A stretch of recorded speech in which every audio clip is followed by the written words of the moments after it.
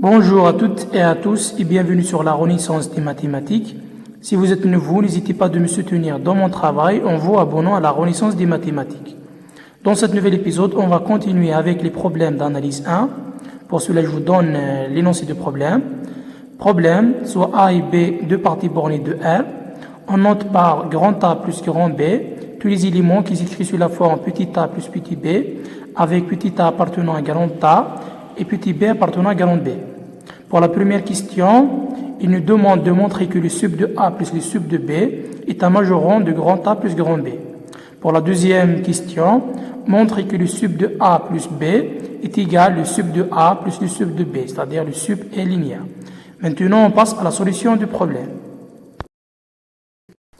Solution du problème. Tout d'abord, montrons que le sub de A plus le sub de B est un majorant de grand A plus grand B. On a par définition, le sub de A est un majorant de A, car le sub est le plus petit des majorants, donc est un majorant.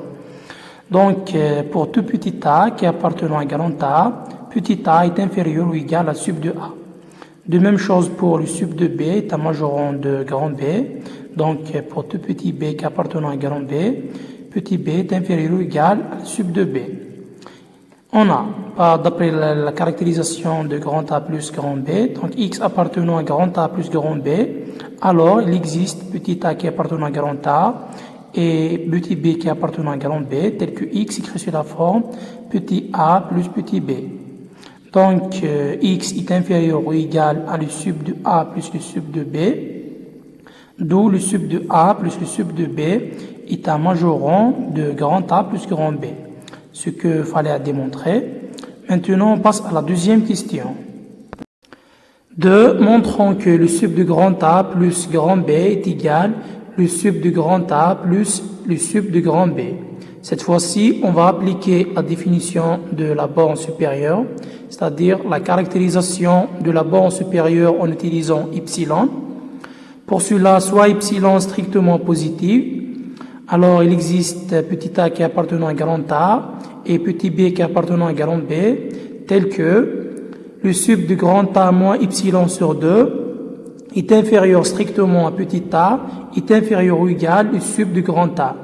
De même chose pour le sub de grand B moins epsilon sur 2 est inférieur strictement à B, est inférieur ou égal au sub de grand B.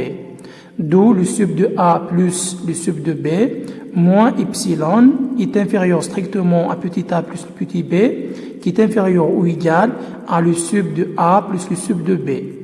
Donc, pour tout epsilon strictement positif, il existe un x qui s'écrit sous la forme petit a plus petit b, qui est appartenant à grand A plus grand B, tel que A plus B, ou bien petit a plus petit b, comprise entre le sub de grand A plus le sub de grand B moins epsilon, et le sub de A plus le sub de B.